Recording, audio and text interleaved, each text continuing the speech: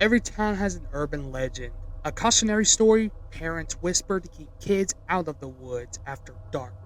On Staten Island, that boogeyman was Cropsey. Since the early 20th century, summer camp counselors and neighborhood kids spoke of a hook-handed or axe-wielding maniac lurking in the shadows of the island's forgotten corridors. He was supposed to be a myth, but in the 1970s and 80s, children actually started disappearing off the streets of Staten Island, and the creature hiding in the dark woods turned out to be horrifyingly real.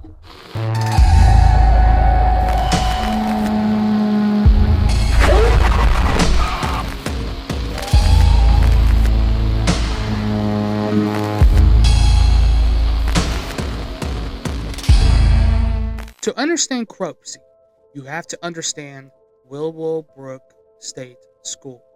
It opened in 1947 as an institution for children with intellectual disabilities.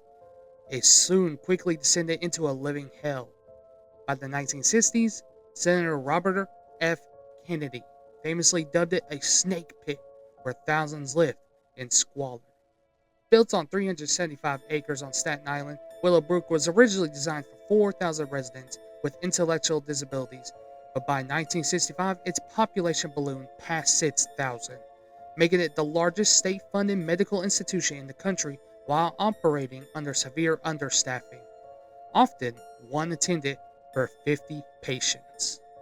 Between the mid-1950s and early 1970s, medical researchers intentionally infected incoming institutionalized children with viral hepatitis to monitor antibody responses, creating a nationwide medical ethics scandal when exposed. On February 2, 1972, investigative journalist Geraldo Rivera snuck onto the grounds with a whistleblower, Dr. Michael Wilkins, for a groundbreaking expose titled Willowbrook, The Last Great Disgrace. His cameras captured unclothed children smeared in filth, abandoned in dark wards with one attendant for every 50 patients, as noted earlier.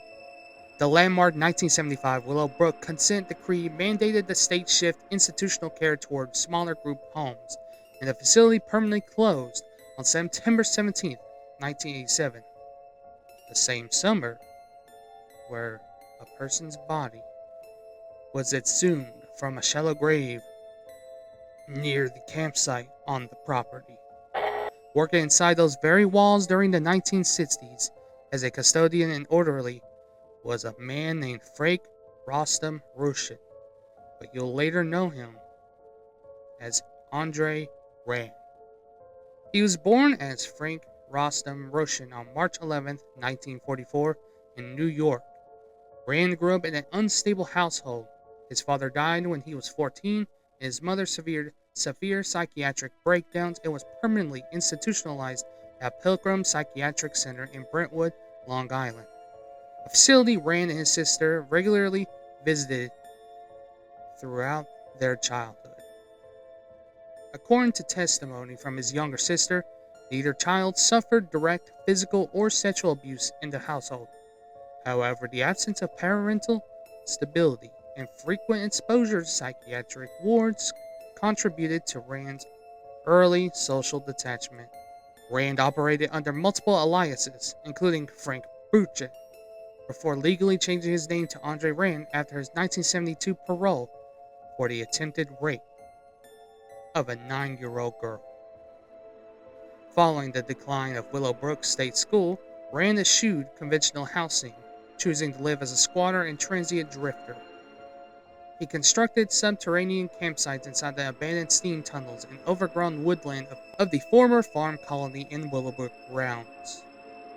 He started to develop a predatory behavior that shifted toward opportunistic abductions. He would frequently target children or individuals with physical or developmental disabilities, using minor bribery, like candy or food, to lure them into isolation. Leading up to his most horrific crimes, started around May 1969. As mentioned earlier, Rand lured a 9-year-old girl into his car in the South Bronx and drove her to a vacant lot. Police interrupted the crime mid-attack, and he served 16 months for sexual abuse before changing his legal name to Andre Rand upon parole in 1972.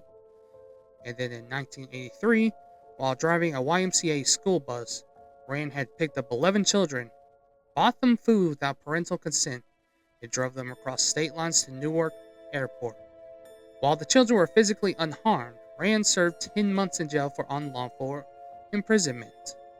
After Willowbrook had eventually shut down, Rand returned to his sprawling, overgrown 375-acre grounds and set up a subterranean outpost in the steam tunnels and makeshift campsites in the thick woods surrounding the abandoned farm colony. He became a transient shadow moving through the brush. Hold on. Later on, Rand was suspected in a string of disappearances spanning 15 years. One of his victims, Alice Pereira, who was 5 years old. She had vanished from her building lobby at Tyson's Lane Apartments while playing. Rand was working as a painter in the building at the exact same time that she had vanished. Andre Narenberg, who was 18 years old. She suffered from schizophrenia and vanished without a trace after leaving her home. Ethel Louise Atwell, who was 42 years old. She was a physical therapy assistant at Willowbrook. Coworkers heard her screaming, "No! You'll beat me!" in the dark parking lot at 6 a.m. Her broken dentures, pocketbook, and coat buttons were scattered by her car. Holly Ann Hughes, 7 years old. She was sent to the store to buy ivory soap and had never returned. Witnesses spotted her getting into Rand's vehicle. Rand was officially convicted of her kidnapping in 2004. Tia Hees Jackson, who was 11 years old, had left her motel to buy chicken wings and vanished.